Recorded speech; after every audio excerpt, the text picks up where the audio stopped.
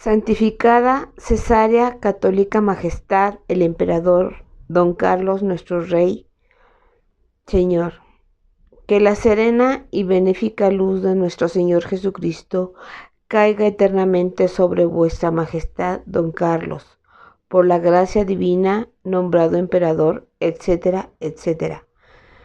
Muy augusta Majestad, desde esta Ciudad de México, capital de la Nueva España, de la fiesta de San Miguel Arcángel y de todos los ángeles en el año de nuestro Señor de 1529, os saludo.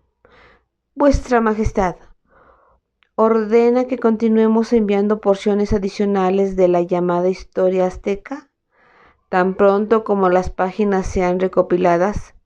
Señor, esto sorprende y ofende gravemente a vuestro bien intencionado capellán. Nos, ni por todos los reinos del dominio de vuestra Majestad, soñaríamos con disputar los deseos y las decisiones de nuestro soberano.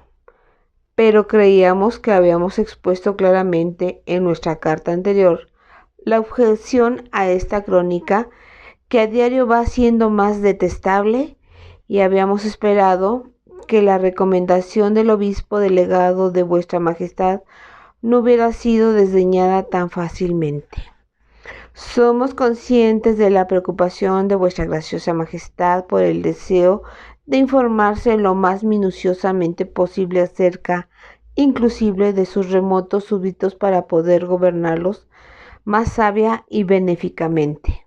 De hecho, hemos respetado esa valiosa y meritoria preocupación desde el primer mandato de vuestra Majestad, que personalmente nos encomendó: la exterminación de las brujas de Navarra. Desde esa sublime y prodigiosa purificación por fuego, aquella provincia, una vez disidente, ha sido entre todas las demás la más obediente y subordinada a la soberanía de vuestra Majestad.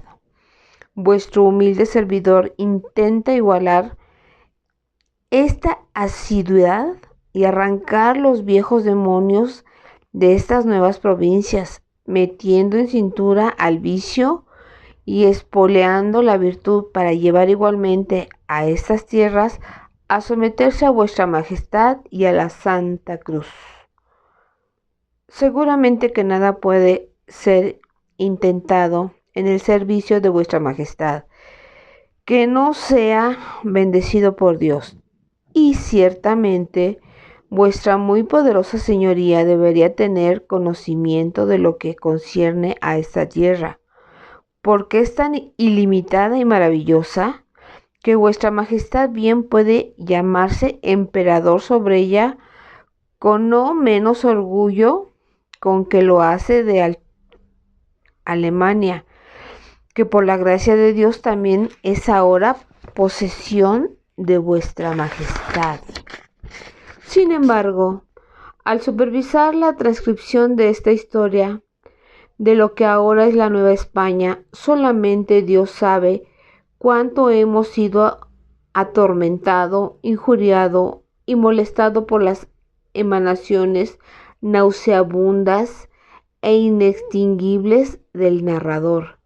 Este azteca es una colus con una bolsa inacabable de vientos. No podríamos quejarnos de eso si se limitara a lo que nosotros le hemos pedido: una relación a la manera de San Gregorio de Tours y de otros historiadores clásicos, nombres de personajes distinguidos, sumarios breves sobre sus carreras, fechas prominentes, lugares, batallas, etc.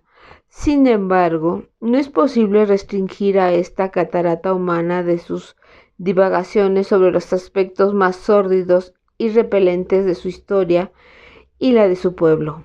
Estamos de acuerdo que este indio era un pagano hasta su bautismo, hace solamente unos pocos años. Debemos conceder con caridad que las atrocidades infernales que cometió y de las que fue testigo durante su vida pasada fueron hechas y condonadas en la ignorancia de la moral cristiana. Pero ahora que por lo menos se llama cristiano, uno esperaría de que él, si es que tiene que concentrarse en los episodios más bestiales de su vida y de su tiempo, por lo menos manifestara una contrición humilde y decente, de conformidad a los horrores que describe en estos detalles tan lascivos. Él no lo hace, no siente ningún horror ante estas enormidades, ni siquiera enrojece ante las muchas ofensas a nuestro Señor y ante la decencia común contra la cual está golpeando constantemente los oídos de nuestros frailes escribanos. Idolatría, pretensiones de magia, supersticiones, sed y deseo de sangre, obscenidades y actos contra natura, y otros pecados tan viles que nos abstenemos de mencionarlos aquí, excepto por la orden de vuestra majestad de que todo sea expuesto con mucho detalle. No permitiríamos a nuestros escribanos poner parte de la narración del azteca en lo escrito en el pergamino. Sin embargo, este humilde siervo de vuestra majestad nunca ha desobedecido una orden real. Intentaremos mantener nuestra náusea y considerar las murmuraciones perniciosas del indio simplemente como la evidencia de que durante su vida el enemigo lo presentó muchas clases de tentaciones y pruebas que Dios permitió para aumentar la fuerza del alma del azteca. Esto nos recuerda que no es pequeña la evidencia de la grandeza de Dios, porque Él escoge no a los sabios y a los fuertes, sino a los humildes y débiles para ser, igualmente, instrumentos y beneficiarios de su misericordia. La ley de Dios nos recuerda y nos obliga a extender una medida más de tolerancia hacia aquellos quienes todavía no han apagado su sed en las fuentes de la fe, más que aquellos que, habiendo ya saciado su sed, están acostumbrados a ella. Así es que trataremos de contener nuestro disgusto, retendremos al indio con nosotros y le dejaremos continuar vomitando sus inmundicias hasta recibir la opinión de vuestra majestad acerca de las siguientes páginas de su historia. Afortunadamente, en este momento en particular no tenemos ningún trabajo urgente para sus 5 asistentes. La única recompensa que recibe esta criatura es que le dejamos compartir nuestra comida y le hemos puesto en un cuarto de la despensa, ya que no se utiliza una esterilla de paja en donde pueda dormir. Aquellas noches que no las pasa atendiendo a su esposa, aparentemente achacosa, a quien lleva las sobras de nuestra merienda. Confiamos en que pronto nos veremos libres de él y de la mismísima asquerosa que le rodea. Estamos seguros de que cuando vos leáis las páginas siguientes, Señor, indescriptiblemente más horripilantes que las anteriores, compartiréis nuestra repulsión y gritaréis: no más de esta suciedad, como David gritó: no lo publiquéis, no sea que los descreídos se regocijen. Anhelantes y ansiosamente esperamos la orden de vuestra estimada majestad en el siguiente barco correo, de las que todas las páginas recopiladas en el ínterin sean destruidas y así poder echar fuera de nuestros recintos a este bárbaro reprensible. Que Dios nuestro Señor sostenga y preserve a vuestra más excelentísima majestad por muchos años en su santo servicio. D. SCCM, fiel siervo y capellán orante. Zumárraga. Alter Pars. ¿Quién no va a asistir hoy a su ilustrísima señores escribanos? ¿Debo continuar entonces? Ah, ya veo. Él leerá mis palabras en sus hojas de papel, a su placer. Muy Muy bien, entonces permítanme dejar por el momento la crónica excesivamente personal de mi familia y la mía, para que ustedes no tengan la impresión de que yo y algunos otros que he mencionado vivamos separados del resto de la humanidad en algún tiempo de aislamiento. Les daré una visión más amplia. Iré hacia atrás y lejos de mi mente, en mi memoria, para hacerles ver mejor como un todo nuestra relación con nuestro mundo. A este nosotros le llamábamos Sem Anagua, que quiere decir el único mundo. Sus exploradores pronto descubrieron que este está situado entre dos océanos ilimitados al este y al oeste.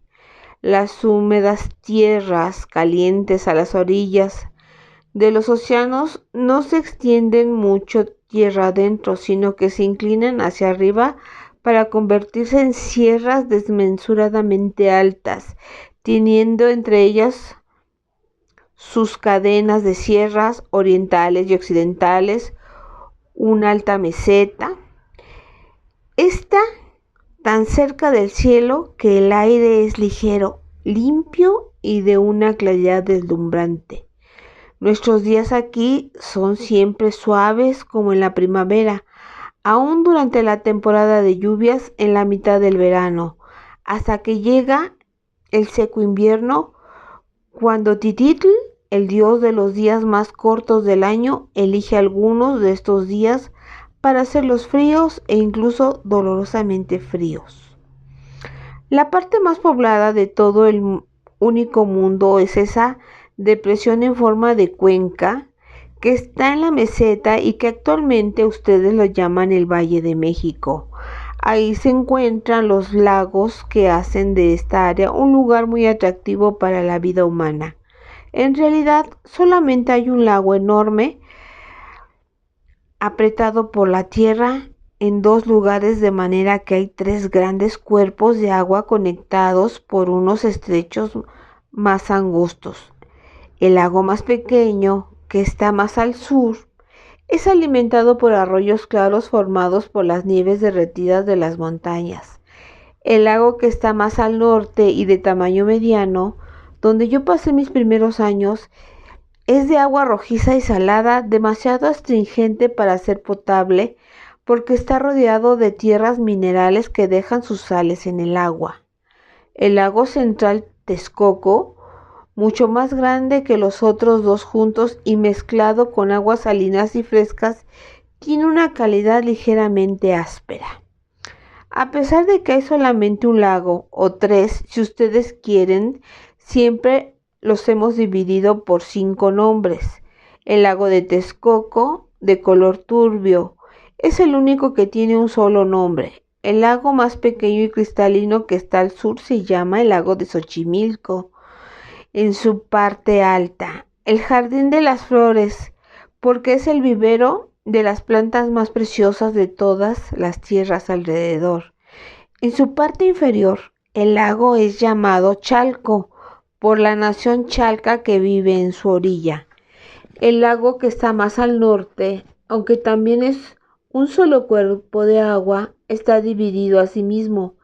El pueblo que vive en Zumpanco, que significa isla en forma de calavera, se llama a su mitad el lago Zumpanco, el pueblo donde nací.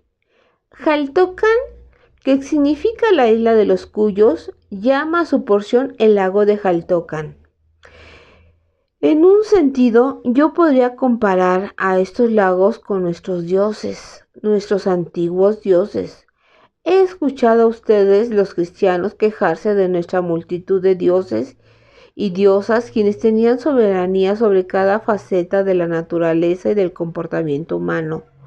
Los he escuchado lamentarse de que nunca han podido entender ni comprender el funcionamiento de nuestro atestado panteísmo.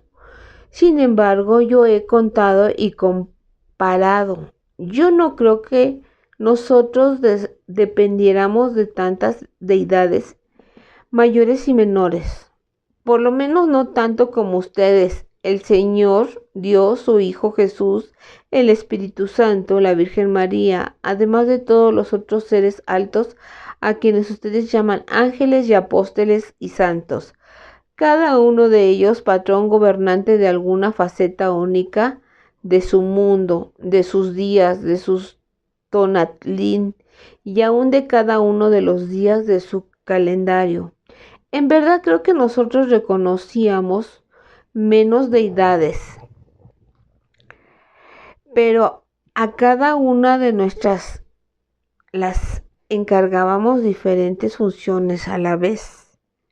Para un geógrafo hay un solo lago en el valle. Para un vaquero remando su acatli laboriosamente hay 3 cuerpos anchos de agua conectados entre sí. Para la gente que vive sobre o alrededor de los lagos hay 5 separados y distinguidos por sus nombres. De la misma manera, ninguno de nuestros dioses y diosas tenían una sola cara, una sola responsabilidad y un solo nombre.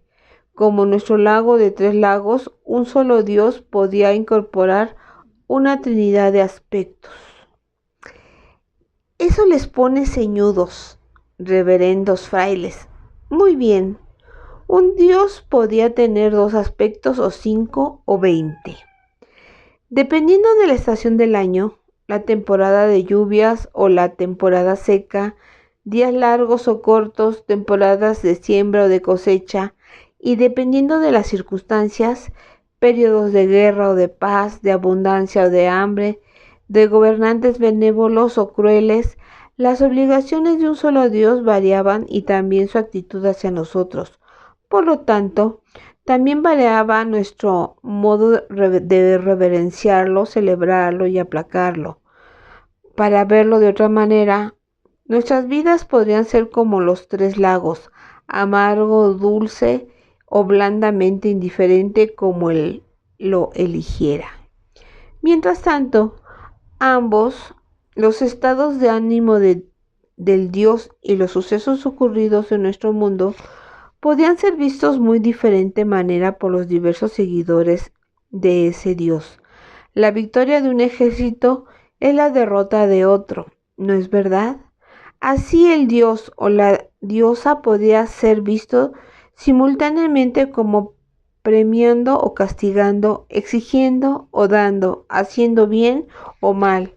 Si ustedes pudieran abarcar todas las infinitas combinaciones de circunstancias, comprenderían la variedad de atributos que nosotros veíamos en cada Dios, la cantidad de aspectos que cada uno asumía y aún la mayor cantidad de nombres que les dábamos en reverencia, en agradecimiento, en respeto o por temor. Sin embargo, no voy a insistir en eso. Permítanme regresar de lo místico a lo físico. Hablaré de cosas demostradas por los 5 sentidos que aún los animales irracionales poseen. La isla de Jaltocan es realmente casi una roca gigantesca, asentada en medio del lago salado y bastante retirada de las tierras firmes. Si no hubiera sido por los 3 manantiales naturales, hubiera sido poblada. Pero en mi tiempo sostenía quizás a unas 2000 personas distribuidas entre 20 aldeas. La roca era nuestro apoyo en más de un sentido porque era Tenextetl, piedra caliza, un producto por demás valioso. En su estado natural, esta clase de piedra es bastante suave y fácil de ser tallada, aún en nuestros toscos ásperos de madera, piedra, cobre, despuntado y obsidiana quebradiza, tan inferiores a los suyos de hierro y acero. Mi padre Tepetzalán era un maestro cantero, uno de los muchos que dirigían a los trabajadores menos capacitados. Recuerdo una ocasión en la que él me llevó a su cantera para enseñarme sobre su trabajo. Tú no lo puedes ver, me dijo, pero aquí y aquí corren las fisuras y estrías naturales de este estrato en particular de Tenochtitlan. Aunque son invisibles al ojo inexperto, tú aprenderás a adivinarlas. Yo nunca pude hacerlo, pero él no perdió la esperanza. Yo observaba mientras él marcaba la cara de la piedra con brochazos de oxidil negro. Luego vinieron otros obreros para martillar cuñas de madera dentro de las pequeñas grietas que mi padre había marcado. Tenían sus rostros pálidos por el sudor y el polvo mezclado.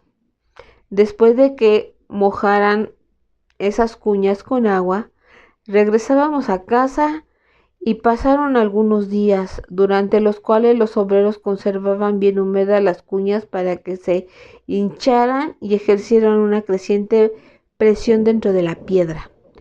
Entonces mi padre y yo volvimos otra vez a la cantera. No nos paramos en su borde y miramos hacia abajo. Él me dijo: observa ahora, Chapulín.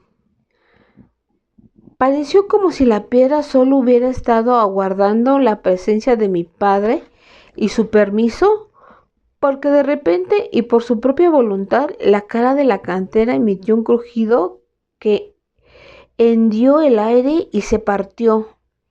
Parte de ella se vino abajo rodando en inmensos trozos como cubos. Otras partes se partían en forma de tablas cuadradas y plantas, y todos ellos cayeron intactos dentro de unas redes hechas de cuerda que habían sido extendidas para recibirlos antes de que pudieran hacerse pedazos contra el piso de la cantera. Fuimos hacia abajo y mi padre inspeccionó todo con satisfacción. Solamente un poco detallado con las azuelas, dijo, un poco de pulido de obsidiana y agua, y él apuntó los bloques de piedra caliza, serán perfectos para la construcción, mientras que estas, y señaló las tablas tan grandes como el piso de nuestra casa y tan delgadas como mi brazo, serán los paneles de las fachadas. Froté la superficie de uno de los bloques que me llegaba hasta la cintura. Sentí su tacto como la cera y polvoriento a la vez. Oh, al principio, cuando se separan de la piedra madre, están demasiado suaves para cualquier uso, dijo mi padre. Pasó la uña de su pulgar por la piedra y dejó una marca profunda. Después de algún tiempo de estar expuestos al aire, se hacen más sólidas y duros y tan imperecederos como el granito. Pero mientras todavía está suave, nuestra Tenochtitlan piedra puede ser esculpida con cualquier piedra más dura o ser cortada con una sierrecilla de obsidiana. La mayor parte de la piedra caliza de nuestra isla era enviada a tierra firme o a la capital para ser usada en paredes, pisos y techos de edificios. Sin embargo, debido a la facilidad con que se trabajaba en ella, había también muchos escultores trabajando en las canteras. Esos artistas escogían los bloques de piedra caliza de más fina calidad y cuando todavía estaban muy suaves, los tallaban convirtiéndolos en estatuas de nuestros dioses, gobernantes y otros héroes. Utilizando las más perfectas tablas de piedra, las tallaban y labraban en bajorrelieves y frisos con los que se decorarían palacios y templos.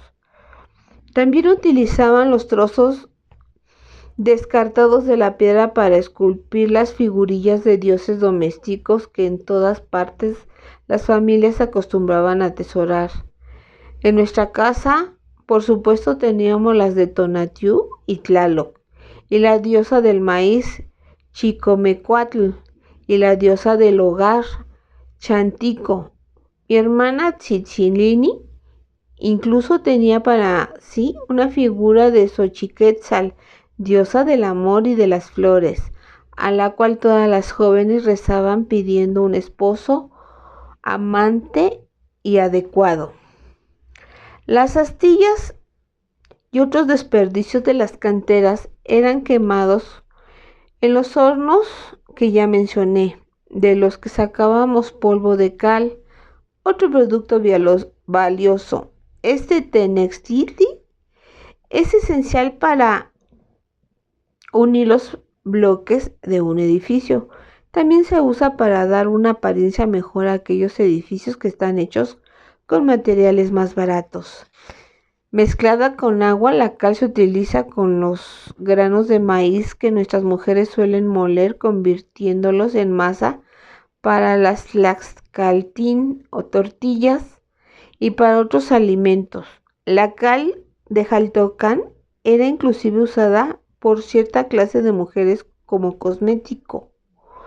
Con ella blanqueaban su pelo oscuro o pardo hasta lograr un tono amarillo, poco natural como el que tienen algunas de sus mujeres españolas.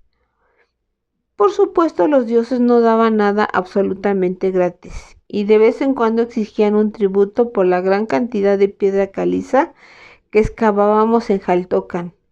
Por casualidad yo estaba en la cantera de mi padre el día en que los dioses decidieron tomar un sacrificio. Varios cargadores arrastraban un inmenso bloque de tenextetl recientemente cortado hacia arriba por el largo declive que, a semejanza de una tabla encorvada y escarpada, ascendía en forma de caracol entre el fondo y la cima de la cantera.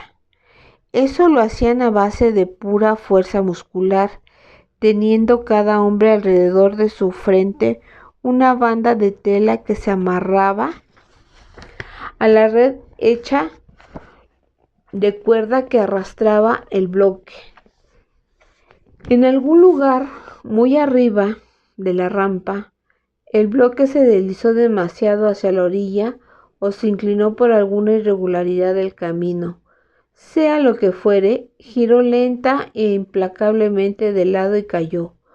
Hubo muchos gritos y si los cargadores no se hubiesen arrancado de sus frentes las bandas de tela, hubieran caído por la orilla y junto con el bloque. A causa del ruido de la cantera, un hombre que estaba abajo no oyó los gritos, así es que el bloque le cayó encima y uno de sus filos, como una suela de piedra, lo partió en dos exactamente a la altura de la cintura. El bloque de piedra había hecho una muesca tan profunda en el piso de tierra de la cantera que se quedó allí balanceándose sobre sus ángulos.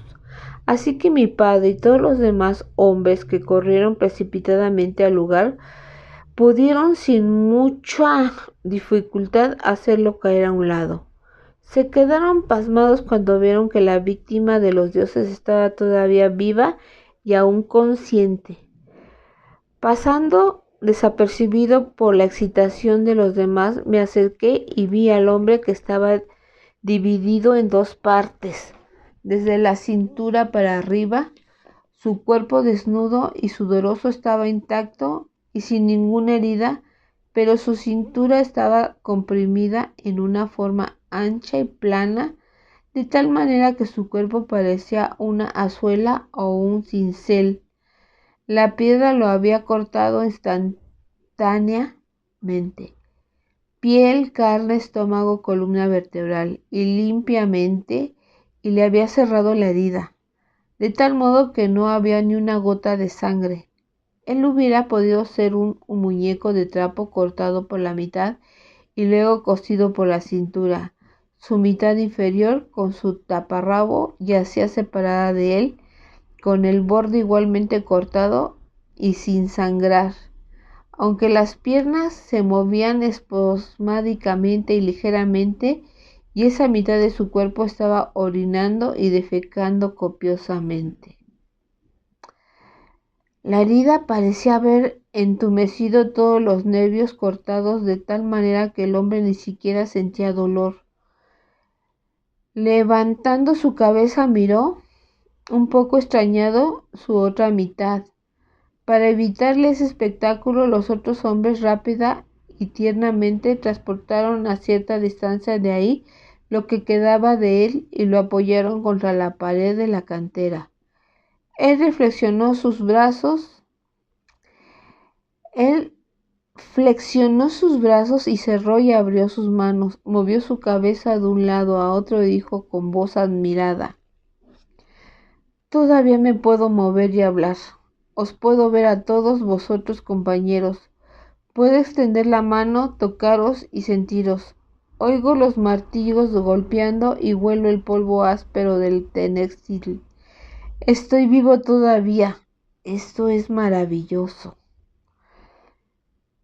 Todavía me puedo mover y hablar. Sí lo es, dijo mi padre con voz ronca, pero no puede ser por mucho tiempo, Jicama. No tiene caso ni siquiera mandar traer a Tizitl. Tú querrás un sacerdote. ¿De qué dios, Jicama? El hombre pensó un momento. Cuando ya no pueda hacer nada más, pronto saludaré a todos los dioses, pero mientras todavía pueda hablar, es mejor que hable con la que come suciedad. La llamada fue transmitida a lo alto de la cantera y de allí un mensajero fue corriendo velozmente para traer un tlamaxquic de la diosa Tlazoleotl, o la que come suciedad. A pesar de que su nombre no era bello, era una diosa comprensiva. Era ella a quien los hombres moribundos confesaban todos sus pecados y malos hechos. A menudo los hombres vivos también lo hacían, cuando se sentían particularmente angustiados o deprimidos por algo que habían hecho. Así, Tlazolteotl se podía tragar todos los pecados y estos desaparecían como si nunca hubiesen sido cometidos. Así los pecados de un hombre no irían con él, para contar en su contra o para ser un fantasma en su memoria, a cualesquiera de los mundos del más allá donde fuera enviado. Mientras esperábamos al sacerdote, Jicama apartaba los ojos de sí mismo, de su cuerpo que parecía estar dentro de una hendidura del piso de roca, y hablaba tranquila y casi alegremente con mi padre. Le dio recados para sus padres, para su futura viuda y para sus hijos, que pronto quedarían huérfanos, e hizo sugestiones acerca de las disposiciones sobre la pequeña propiedad que poseía, y se preguntaba en voz alta qué sería de su familia cuando su proveedor se hubiera ido. No te preocupes, tu mente, dijo mi padre, es tu tonali, que los dioses tomen tu vida a cambio de la prosperidad de nosotros, los que nos quedamos, para dar gracias por el sacrificio consumado en ti. Nosotros y el señor gobernador daremos una compensación adecuada a tu viuda. Entonces ella tendrá una herencia respetable, dijo Jicama aliviado. Ella todavía es una mujer joven y hermosa. Por favor, cabeza inclinada, persuádela para que se vuelva a casar. Así lo haré. ¿Alguna otra cosa? No, dijo Jicama. Miró alrededor y sonrió. Nunca pensé que me sentiría apesadumbrado al ver por última vez esta cantera funesta. ¿Sabes, cabeza inclinada, que aún en estos momentos esta fosa de piedra se ve bonita y atrayente? Con las nubes blancas allá arriba, el cielo tan azul, y aquí la piedra blanca como nubes encima y abajo del azul.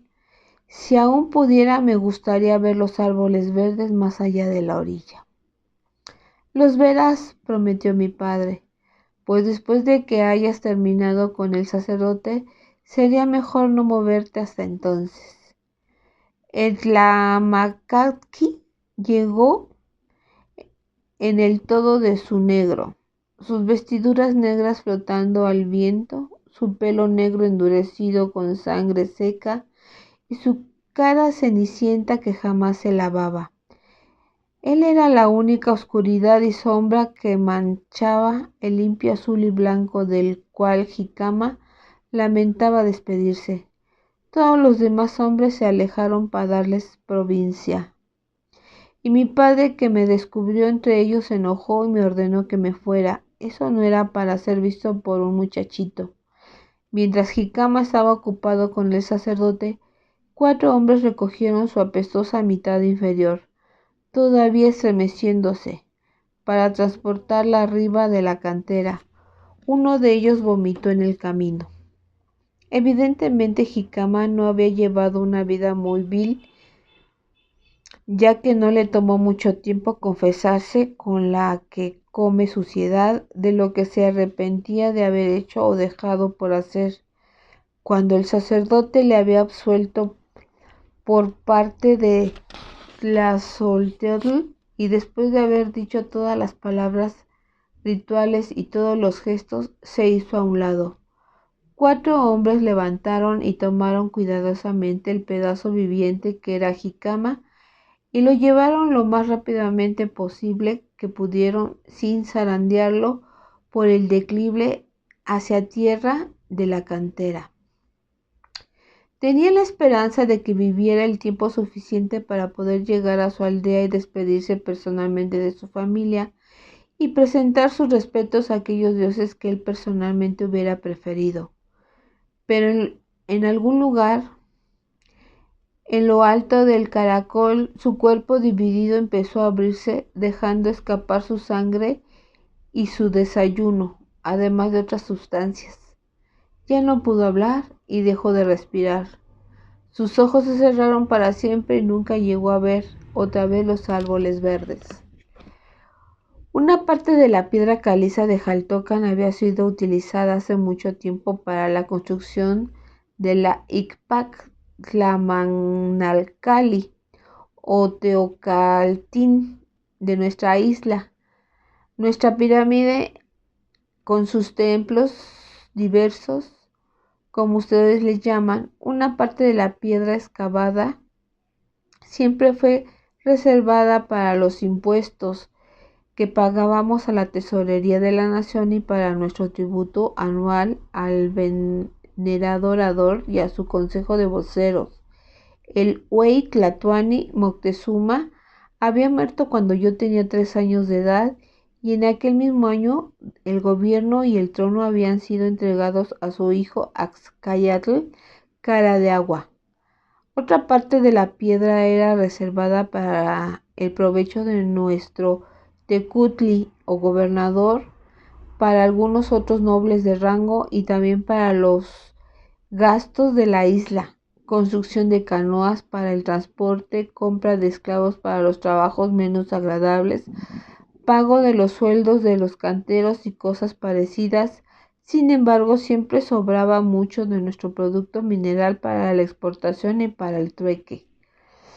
Gracias a esto, Xaltocan pudo importar y cambiar mercancías que nuestro Tecuhtli repartía entre sus súbditos según su nivel social y sus méritos.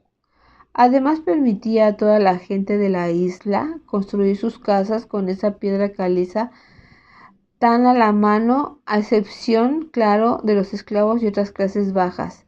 Por eso Xaltocan era diferente a la mayoría de otras comunidades de estas tierras, en donde las casas eran construidas frecuentemente con ladrillos de barro secados al sol, o con madera o con cañas, en donde muchas familias vivían apretadas en un solo edificio comunal e inclusive en cuevas en el flanco de algún cerro.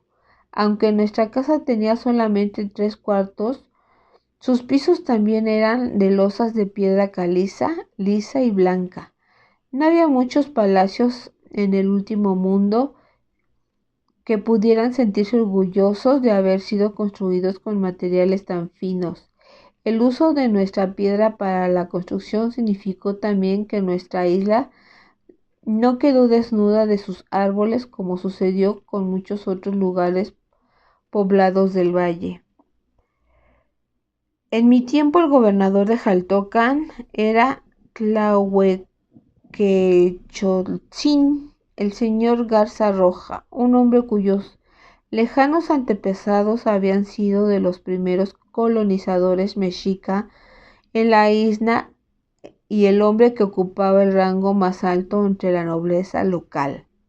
Eso garantizaba su cargo como nuestro tecutli de por vida.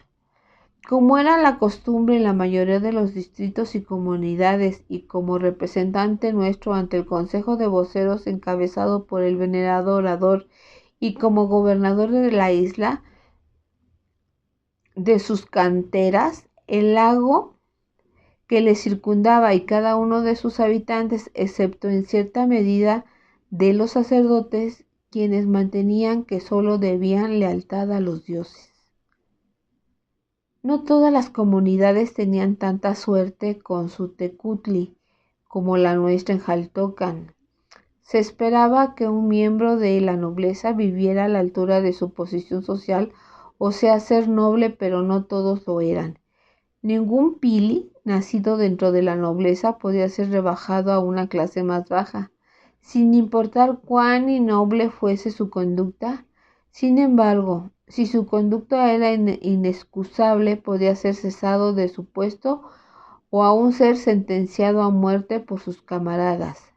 También debo mencionar que la mayoría de los nobles lo eran por haber nacido de padres nobles, pero no era imposible para un simple plebeyo ganar el derecho a esa clase superior. Recuerdo a 2 hombres de Jaltocan, quienes habían sido elevados a la nobleza y se les había dado un ingreso estimable de por vida. Uno era Coloctic Misli, un viejo guerrero que era otro tiempo había cumplido con su nombre de fiero Cougar de la montaña, haciendo algún hecho de armas en alguna guerra ya olvidada contra algún antiguo enemigo. Esto le había costado tantas cicatrices que era horrible verlo, pero había ganado así el codiciado sufijo de Tzin a su nombre, Mitzin, señor Cougar de la montaña. El otro era Cuali Ameyatl, o Fuente Buena, un joven arquitecto de buenas maneras que no hizo otra cosa más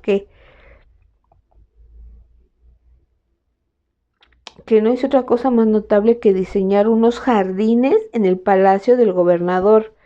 Pero Ameyatl era tan bien parecido como Mitzintzin, era repugnante, y durante su trabajo en el palacio había ganado el corazón de una joven que se llamaba Aguachitl, Gota de Rocío, quien por casualidad era la hija del gobernador.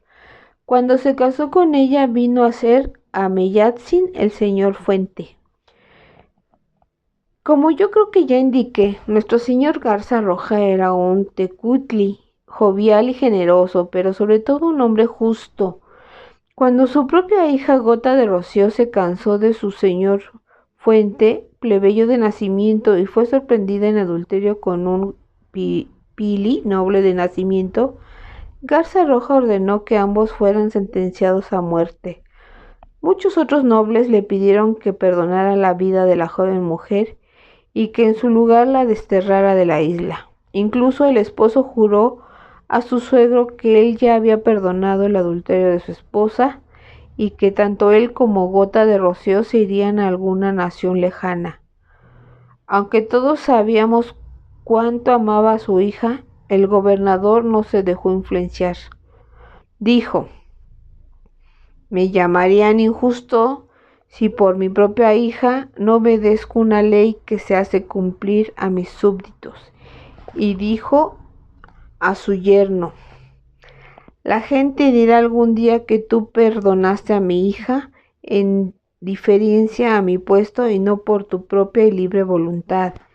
Y ordenó que todas las mujeres y jovencitas de Jaltocan fueran a su palacio para ser testigos de la ejecución de Gota de Rocío, especialmente las nubiles y las doncellas, dijo él, porque son muy excitables y quizás se inclinan a simpatizar con la infidelidad de mi hija e inclusive envidiarla. Dejemos pues que se sobresalten con su muerte, para que en su lugar se concentren en la severidad de las consecuencias. Así es que mi madre fue a la ejecución y llevó consigo a Cicilline. Mi madre dijo que la vil gota de rocío y su amante habían sido estrangulados con sogas disfrazadas de guirnaldas de flores a la vista de toda la población, y que la joven mujer aceptó muy mal su castigo, con súplicas, luchas y terrores, y que Fuente Buena, su traicionado marido, lloró por ella, pero que el señor Garza Roja había estado observando sin ninguna expresión en su rostro. Chichi no hizo ningún comentario sobre el espectáculo, pero me contó que en el palacio conoció al joven hermano de la mujer condenada, Pactili, el hijo de Garza Roja. Él me miró largamente, dijo ella con un escalofrío, y me sonrió enseñando sus dientes. ¿Puedes creer tal cosa en un día semejante? Fue una mirada que me puso la carne de ganso. Yo apostaría que Garza Roja no sonrió aquel día. Sin embargo, creo que ustedes pueden comprender por qué toda la gente de la isla estimaba tanto a su gobernador, siendo tan justo e imparcial.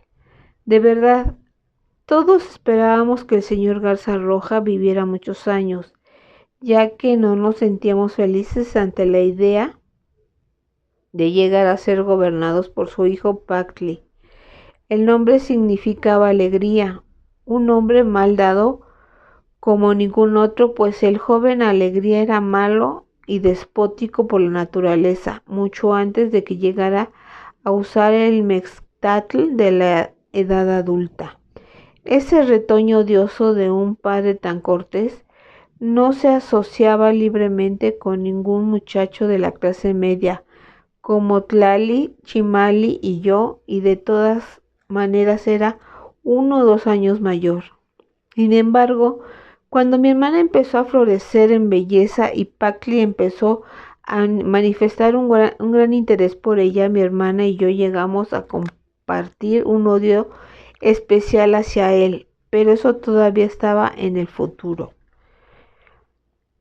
Mientras tanto, nuestra comunidad era próspera, confortable y tranquila. Nosotros teníamos la buena fortuna de vivir allí.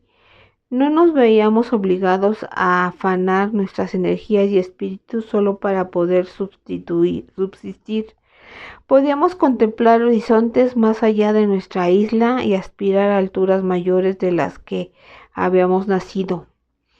Podíamos soñar como lo hacían mis amigos Tlali y Chimali. Sus padres eran escultores en la cantera y ellos, los dos, a diferencia mía, aspiraban a seguir sus pasos dentro de ese arte, aunque más ambiciosamente que ellos. Quiero llegar a ser el mejor escultor, dijo Tlali, repasando un fragmento de piedra blanda que empezaba realmente a parecerse en un halcón, animal del cual había recibido su nombre. Él siguió. Las estatuas y los frisos esculpidos aquí en Jaltocan se van sin firma en las grandes canoas de carga y sus artistas no son reconocidos. Nuestros padres no reciben mayor crédito del que podría recibir una esclava que teje el petatl con las cañas del lago. ¿Y por qué? ¿Por qué las estatuas y ornamentos que hacemos aquí se distinguen tan poco como el petlame de caña tejida? Cada tlaloc, por ejemplo, se ve exactamente igual que cada tlaloc que ha sido esculpido en Jaltocan desde que los padres de nuestros padres los esculpían. Yo dije, entonces es que ellos deben ser como los sacerdotes de Tlaloc quieran que sean. Ninotlancuqui in tlansmaque, gruñó Tlali. Limpio mis dientes con los sacerdotes. Él podía ser tan impasible e inmóvil como cualquier figura de piedra. Yo intento hacer esculturas diferentes a todos los que han hecho antes, y ni siquiera dos hechas por mí parecerán iguales. Pero mis obras serán tan fáciles de reconocer que la gente exclamará: «Ah, yo, una estatua hecha por Tlali». Ni siquiera tendré que firmarlas con mi glifo de halcón. ¿Tú quieres hacer un trabajo tan fino como el de la piedra del sol?, le sugerí. Más fino todavía que el de la piedra del sol, dijo obstinadamente. Limpio mis dientes en la piedra del sol, y pensé que eso era realmente tener audacia, porque yo había visto la piedra del sol. Sin embargo, nuestro mutuo amigo Chimali tenía una meta todavía más alta a la que aspiraba Tlali. Quería refinar el arte de la pintura de tal manera que fuera independientemente de cualquier escultura. Él sería pintor de cuadros en paneles y en murales en las paredes. Oh, yo daré color a las toscas estatuas de Tlali si él quiere, dijo Chimali, pero la escultura requiere solo colores uniformes, ya que por su forma y modelado da luz y sombra a los colores. También estoy harto de cómo son invariablemente usados por otros pintores y muralistas. Trato de mezclar nuevas variedades, colores que puedan mudar en cuanto a maíz y tono, de tal manera que los colores por sí mismos den una ilusión de profundidad, y hacía vehementes gestos modelando al aire. Cuando veáis mis cuadros pensaréis que tienen forma y sustancia, aun cuando no lo tengan más que la dimensión del papel mismo. ¿Pero con qué objeto?, pregunté. ¿Qué objeto tiene la trémula belleza y la forma del colibrí?, preguntó. Mira, imagínate que eres un sacerdote de Tlaloc. En lugar de arrastrar una gran estatua del dios de la lluvia dentro de la pequeña habitación de un templo, restringiendo aún más el espacio de los sacerdotes de Tlaloc, simplemente me podrían encargar pintar sobre el muro un retrato del dios, como yo lo imaginé, y con un paisaje sin límite extendiéndose atrás de él, bañado de lluvia. La habitación parecerá mucho más grande de lo que en realidad es, y triunfalmente concluyó: esa es la ventaja de las pinturas planas y delgadas sobre las esculturas voluminosas y macizas. Bueno, dije a Chimali, un escudo normalmente es bastante delgado y plano. Yo le estaba haciendo una broma. Chimali significa escudo y el mismo Chimali era flaco y larguirucho. Yo sonreía indulgentemente ante las grandiosas jactancias y ante los ambiciosos planes de mis amigos, o quizás un poco de envidia porque ellos sabían lo que querían llegar a ser, mientras que yo no. Mi mente todavía no había concebido alguna noción propia o ningún dios había tenido a bien mandarme alguna señal. Solamente estaba seguro de dos cosas. Uno era que no quería labrar y arrastrar piedra de una cantera ruidosa, polvorienta y amenazada por los dioses.